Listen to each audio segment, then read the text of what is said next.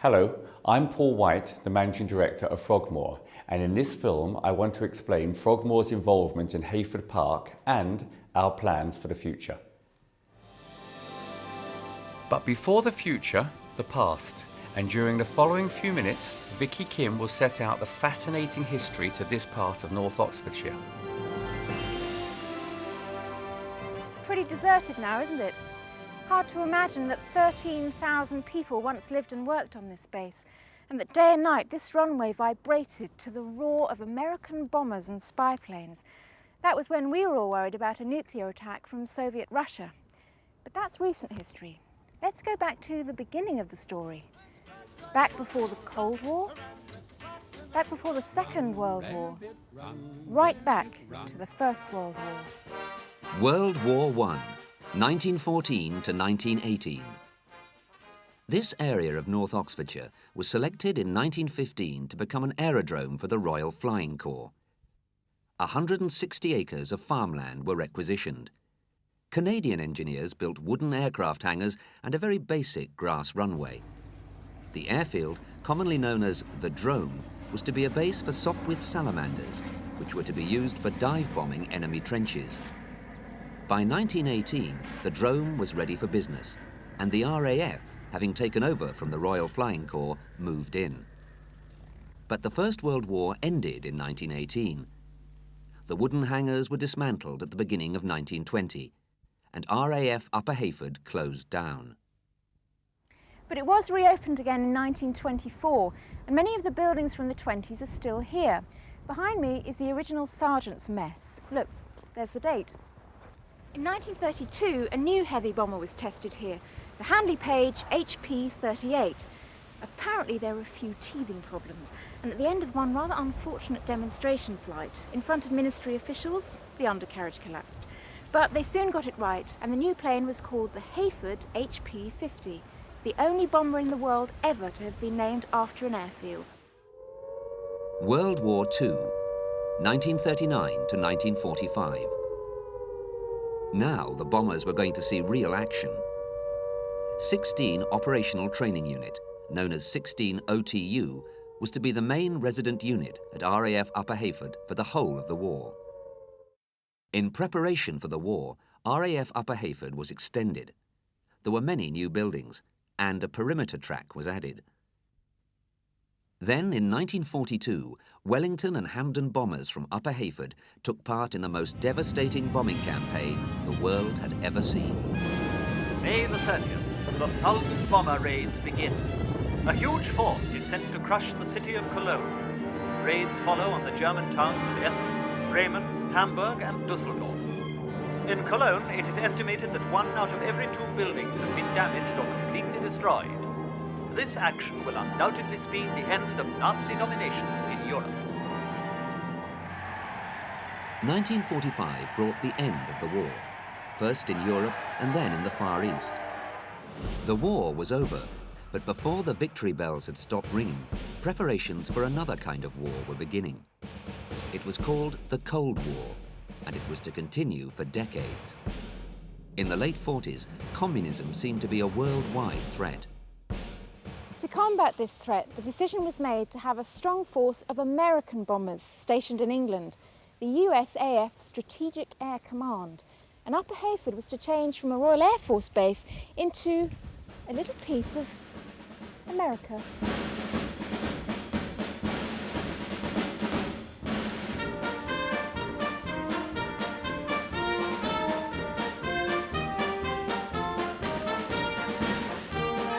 The first thing was to improve the facilities. Ramps for our heavy bombers, what you call hard standings, a new runway 10,500 feet long, weapons storage facilities, and new living accommodation. The officers' quarters, built for the British, were just so small. We had to knock 2 houses into one. And then a few years later, we had what we called the tobacco houses. The English built them, and we paid for them with tobacco. There was a maximum of 45 bombers here at any one time. We had B-50s and then the B-47 Stratojets. RAF Upper Hayford was now used mainly for reconnaissance, or spying, against Soviet Russia. the U-2 high-altitude spy plane came to the base in 1962. And then, world events took another turn. Today, France formally resigned from the NATO pact. General de Gaulle has ordered all US aircraft to leave French soil. Many of these planes will now be based in the British Isles. The RF-101 Voodoos came to Upper Heyford, followed 3 years later by the Phantoms, and then the Super Sabres. In 1970, the 20th Tactical Fighter Wing took over the base. The same year saw the arrival of an exciting new aircraft, the F-111. The base was adapted for the nuclear age. They built 56 hardened aircraft shelters, nuclear weapons storage bunkers, And this command post, which has an inch-thick steel door and some serious locks.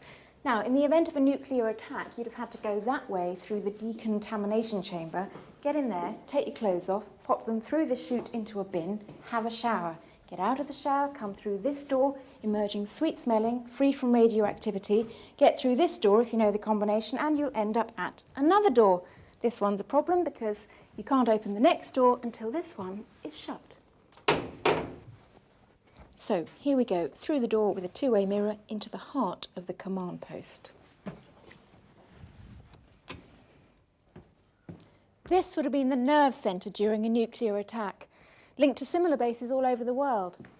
Apart from having metre-thick concrete walls, it had its own clean air supply under pressure, so that any time a door was opened, the air would go out and no contaminated air could get in. Just imagine this place, full of people, telephones going off, people up there plotting aircraft movements, maps lighting up. Straight out of James Bond, isn't it? Hello? Yes, the Americans were planning to stay. More than 12,500 of them on the base by the late 1980s, living American lives and introducing the locals to a few new experiences. Difficulties were about to arise, however.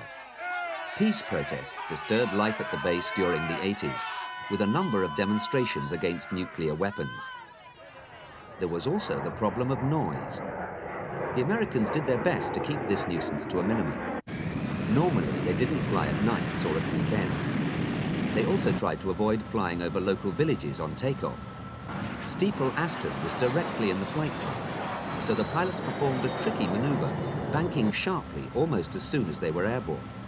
But in 1988, because the F-111s were now carrying more equipment and the planes were becoming elderly, it was considered unsafe to continue flying what was called the Chicken Run.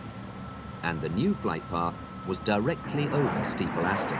We were awakened by the most horrific noise we'd ever heard, straight overhead, straight over the village. But business at the base had to continue. In 1991, the F-111s of 20th Fighter Wing left for the Gulf War, flying 1,131 sorties during Operation Desert Storm. The entire wing returned safely. What we're basically doing is moving an entire town or a city. You have a town of 10,000 people. Well, by this coming September, all we'll have left at RAF Upper Heyford, unfortunately, is a shell, nothing but memories. The F-111s had been at Upper Heyford for 23 years. The Americans had been here for more than 40 years. Wing Commander Colonel Mark Schmidt, who had commanded the base, flew out the very last plane. RAF Upper Heyford, farewell F-111, end of an era, 7 December 1993. A bit sad, but part of history, I guess. The base finally closed in September 1994 and was sold by the Ministry of Defence to a joint venture company which comprised two of the UK's major house builders. Frogmore was introduced to the project by the Dorchester Group, with whom we formed a joint venture, and the acquisition of the whole 1,231 acres was finally completed on the 10th of August 2009. We then formulated our vision for Heyford Park. The first part was to obtain a site-specific planning consent. In January 2010, the Secretary of State granted consent for 1,075 new homes, plus the regularisation and use of the airfield at Heyford.